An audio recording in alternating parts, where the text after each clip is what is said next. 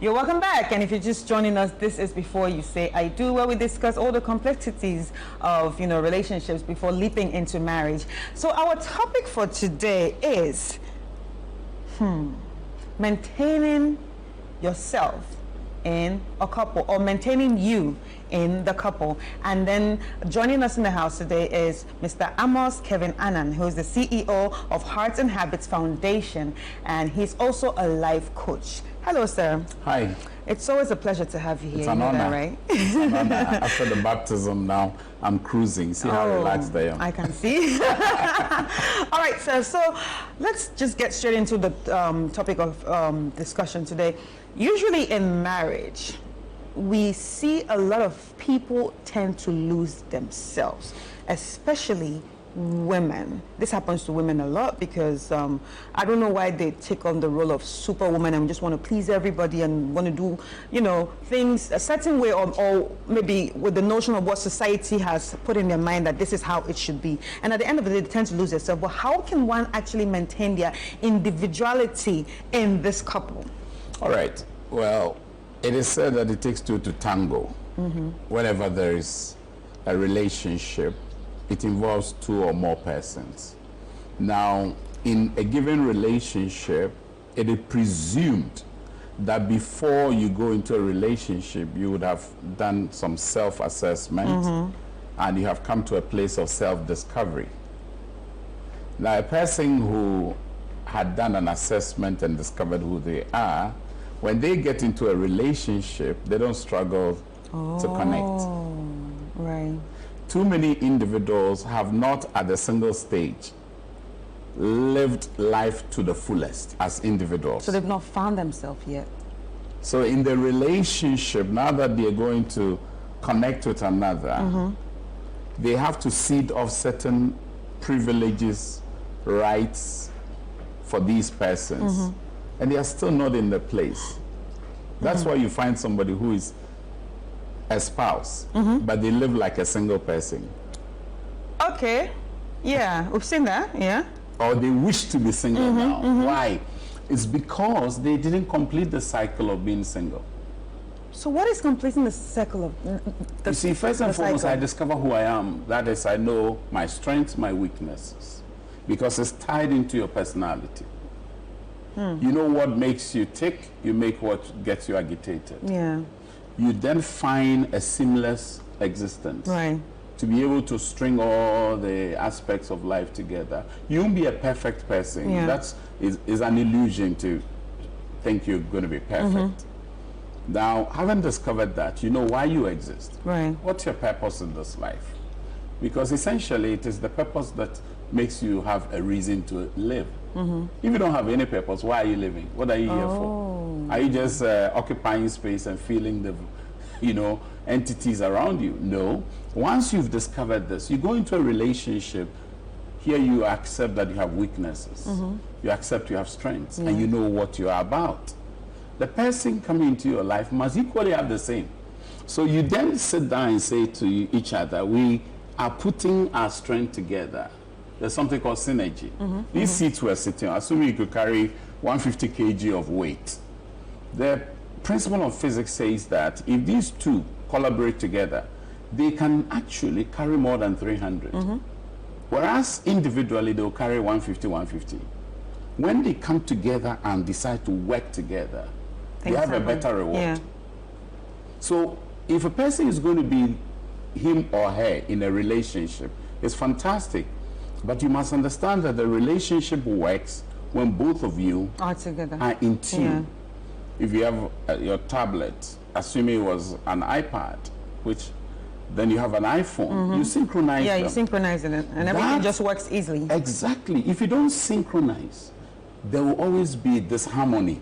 There will always be distortions. Right. There will be tensions between you. Right. So find you, which is great, but don't stay as you, because you are now sharing space. Right, right. Now, but how important is personal growth and self-care in the marriage? The extent to which you want to care for others, you should give yourself double. to be able to provide care for others. Because see, when you're providing care for others, you're expending of you. So if I have to love my husband, I have to love myself Love first. yourself more well. Yeah. You should. You see, if you are not adequately rewarding you, how do you reward others? You can't give what you don't have. Exactly. So you're going to be in a relationship with somebody who is now going to be in your space, in your face, and on your case. These three things are important. Right. They are in your space, they are in your face, and they are on your case. You cannot say, I'm married to you, and you cannot be on my case. You cannot be in my space. You cannot be in my face. You should be there.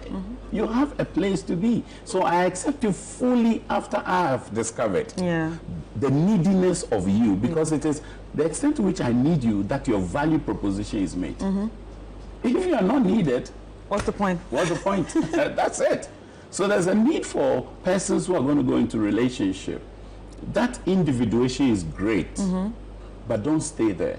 Because you see, there's a book I'll recommend for viewers and listeners. It's called The 7 Habits of Highly Effective People. Right. It's written for management people and all that. It's in leadership. Written by Steve Covey, one of my favorite books. He talks about people's existential reality being 3 levels. First, dependency, where I blame you for everything I become. I say, you move, therefore I can live. Yeah. Then we struggle for freedom in that space. Then we become independent. Independent. Now, when you are independent, you take full responsibility for everything around you. So people say, I'm myself. I am me. I am this. That's fine. But you can't stay like that forever. Yeah. No nation around the world stays like that. Because there's a 3rd level, which is the highest. It's called interdependence. Okay. Where we all depend on each other. Where we depend on each other. And COVID taught us a great lesson, where I wear the mask to protect me And protect you. invariably protecting you as well. So once you are individual, which is fantastic, remember you are now not a solitary individual. So your burden cannot be borne by you alone. You share your burden with the other party. You can't share unless you are safe as an individual. Right. Because a lot of insecure people are around us. And the extent of their insecurity breeds insecurity in the relationship. Right.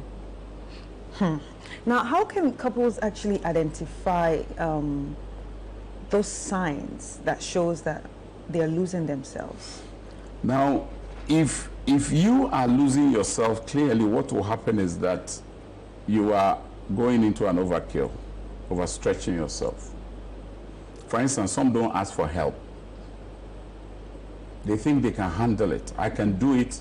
I know it all. I can be it all. I can have it all. Those 3 are illusions.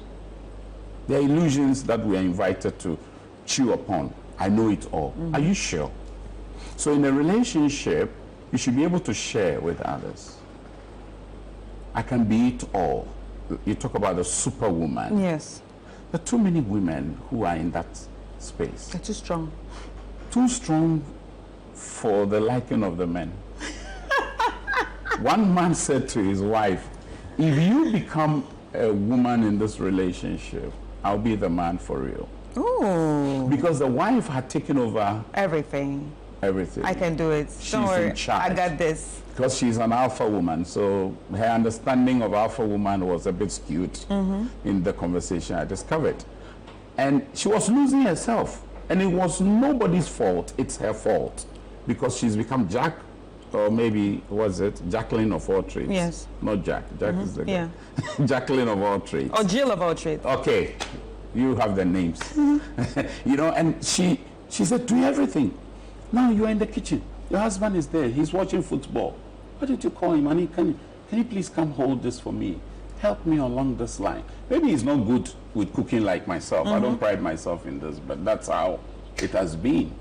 Even to the extent that when I prepared Milo those days for my little girl, she said that your Milo is not sweet. You know, they prefer their mother's. Yeah. So I defer to my wife.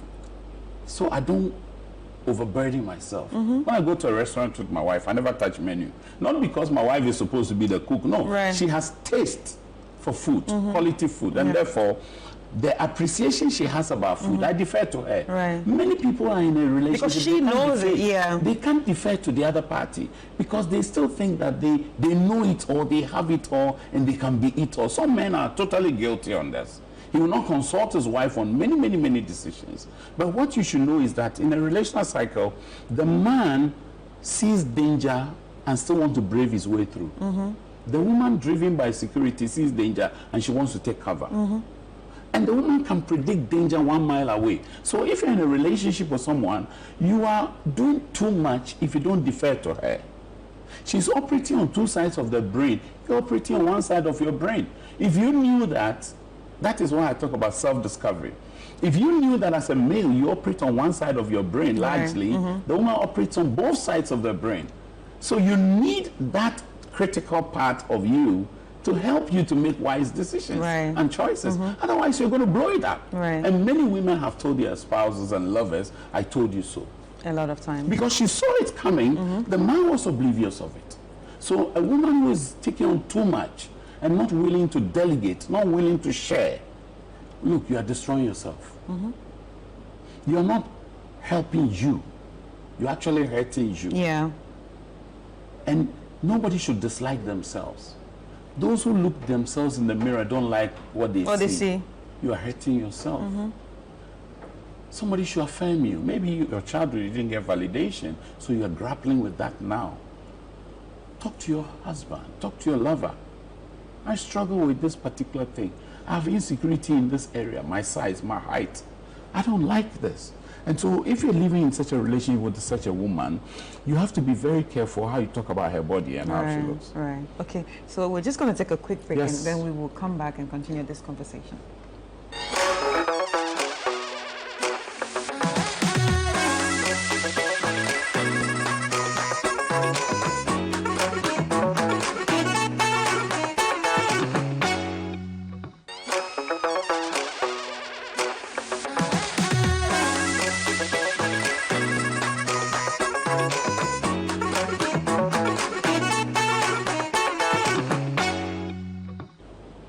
Welcome back. It's still Before You Say I Do, and we're having a conversation on maintaining the you in a couple. Maintaining you in a couple, and then we are speaking to Amos Kevin Annan, the CEO of Hearts and Habits Foundation, and he's also a life coach. So, Amos, you're actually talking about, you know, women being superwomen, and that effectively harming them. Yeah.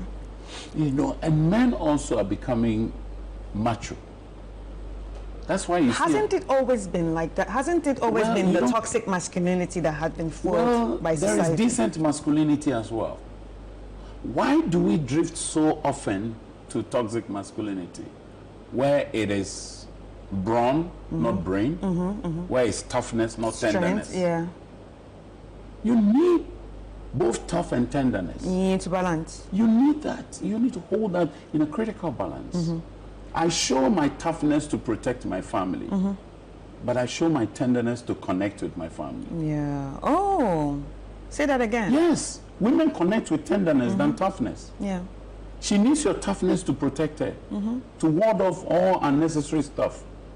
But she needs your tenderness to be able to connect with you. Right. In much the same way, a lot of the women are spitting fire, so they are losing their men. Right.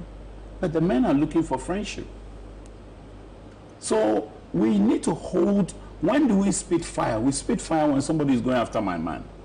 When somebody is threatening my relationship. But you have to be friendly when you want to connect with your man. Because the man responds to friendliness. That's why the slave queens connect with men very easily. Because they won't spit fire to any man. Right. Unless, of course, the relationship has gone sour. Yeah. Then they spit fire on social media. But ordinarily, they are fine. So whilst the man is being called Ojam, the slave queen is calling him baby. My baby. My baby. You know, so it's babe. Babe. And it's a killer. Look at the 3-year-old boy who was called baby. He said, I'm not baby. Yes, and a 60-year-old man responding to babe. Yeah. Is that not a mystery? Now relate with the boy tendency in your man. In a man. And the man must relate to the girl tendency in the woman because that wants to be pampered. So we are doing too many brown work. Right. And we think that's the way to go. And we are damaging the very thing we are hoping to protect. Who crashes an egg in their hands? You hold it gingerly, tenderly. And women need to show the same to the men. The men want it. Sometimes people think, oh, men want respect, women want love. Look, both of them want Everybody respect wants the same and thing. love. Yeah. You know, sometimes some women have been told, oh, your husband is your first son. Hey, please, we're not looking for mothers. We're looking for lovers and spouses. So I want you to be my friend. Don't come be mother me. Why do you want to mother me? Some guys think, oh, I have to father my woman. Why do you father her? She's had a father already. If she wanted to have a father, she won't have a husband or a lover. So there's a need for us to begin to check our own idiosyncrasies. What's the thought that is informing our behavior and our values? Right. And you know, to actually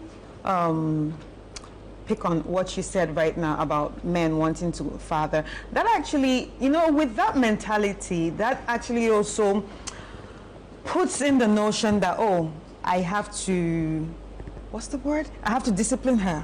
Yes.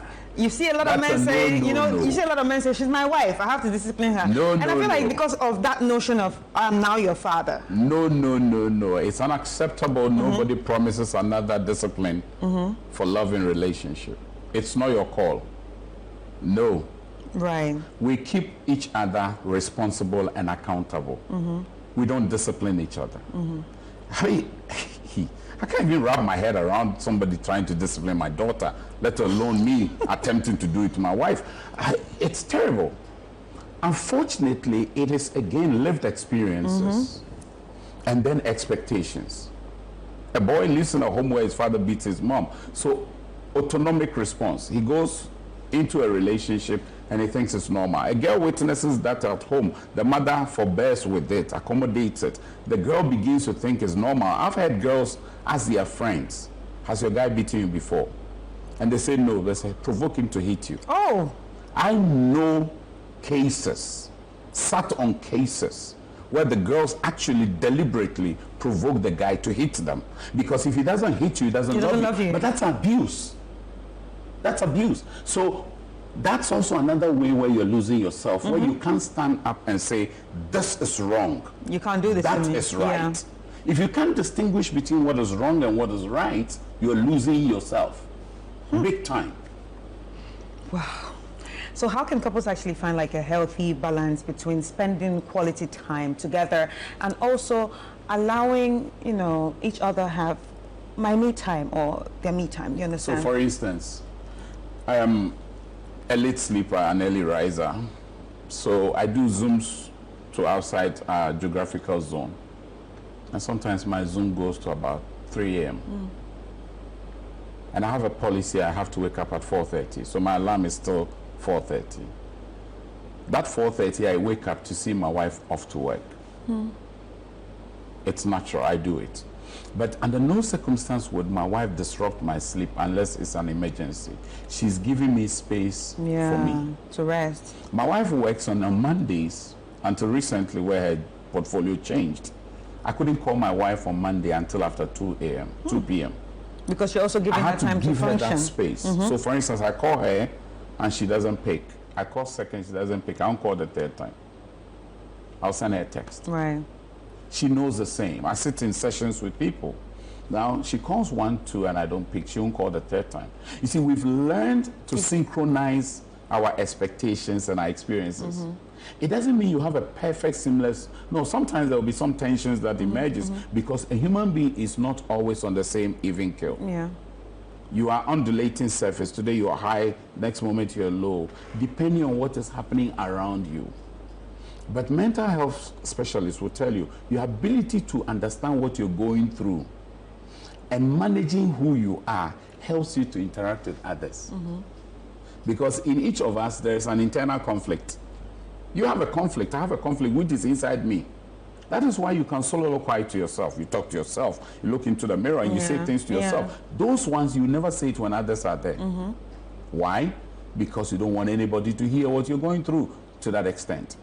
You choose what you share. Now, if you can't manage the internal conflict, you will never be able to manage in tension between you and others.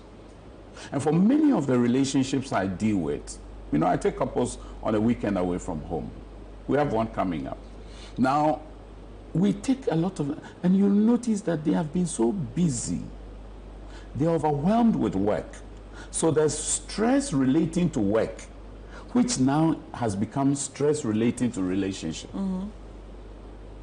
And some of them, if you pull them from the rut of work and routine tendencies, and for them to get into a state of reflection, they have new perspectives about life and about the relationship. I remember one guy came into one of our sessions. We have a men's breakout.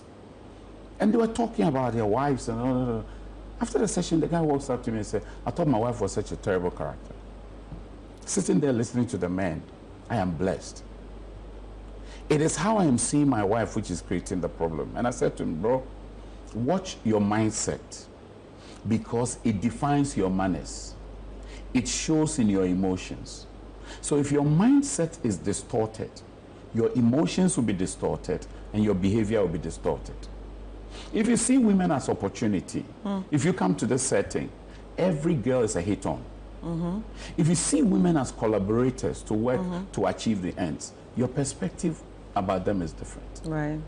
So our mindset is such a huge capital that each one of us should not lose our mindset. What mindsets do you have about women going to relationship with one? What mindset do you have about men going to relationship with one? It will show in how you feel towards them. Right. And you can't live a lie in feelings. Right. You can cover it for a while, but it will show forth in reality. So all these feelings that people actually have, or perspectives that they have about the opposite sex, how can you decide to say, okay, I want to fix this? Now, you fix it first and foremost by fixing you, not trying to fix the other person. Because it's you that has the perception. My dear sister, it's frustrating to want to fix another. Relationships are not built with you taking a therapeutic position to fix the other person. You're not a doctor. You're not a therapist. Otherwise, you have a relationship where you become a relational therapist. And it's a nightmare. You must first fix you. You know your weaknesses. I know my weaknesses and I know my strengths. But the interesting thing with strengths and weaknesses is that a strength can actually be a liability in a relationship when it should be an asset. Because I'm so strong in handling, say, money, handling chores at home, that I would render you redundant. I no longer will think with you. I no longer defer things to you. I no longer consult with you. So you become redundant in that area of my life. And nobody wants redundancy in a relationship. We want rigor. We want robust connections. You know, so it's important that people get that. Otherwise, you damage your relationships. Yeah. All right. So what advice would you give to couples right now trying to navigate their individuality? Well, first and foremost, let's understand that we are individuals who have come together. Some will bring 50 of themselves, others will bring 80 of themselves. But it's a gradual process before they bring 100 of themselves. Unless, of course, they are being mischievous and just withholding the other. The second one is, ask yourself, can I be vulnerable towards this person? Because you see, the extent to which you're vulnerable towards a person is also the extent to which you're able to open up to them. How do you give your, say, body, your genitalia to an individual, but your heart, you're struggling to give it away? I know individuals who are in such situations. I can give my heart to my lover. Does it help in the marriage? It doesn't. It doesn't. It's either you give the whole or give none. Or give none. Because, you see, nobody wants a half-hearted relationship. I want a full heart in the relationship. So how would you know this is a half-hearted relationship? I mean, of course, they hide things from you. They are very diabolic. They are clandestine. They are submarine in your operations. They are hiding their phone from you. Ooh. You can't touch their anything. They put stuff on social media. You raise a concern and they dismiss it. You have a view. They say this view is, is women's talk, is men's talk. That once you start doing those things, you are invalidating the person. Right. And they must not lose their essence simply because they're in love with you. they have to fully flourish as people so that their flourishing will be beneficial to your relationship. Right. So how can people reach out to you? It's a nightmare giving phone out, but that's fine. It's we are in the public space. 0266 803285. 0266 803285. I don't pick calls before 9 a.m. and don't take calls after 9 p.m. Right. Thank you so much. So we've been speaking to Amos Kevin Annan, who is the CEO of Heart and Habits Foundation, and he's a life coach. And this conversation has been about maintaining the you in the couple. Obviously, you don't want to enter marriage and lose yourself completely. No, no, no, no, we don't want that. We still want a healthy, functioning human being that creates a healthy, functioning family that creates a better society. And that's what all this is all about. I hope you enjoyed this. Well, I did enjoy it, but look out for, the new episodes that are going to be coming up. Thank you so much for tuning in. My name is Chris Carter, and this has been Before You Say I Do.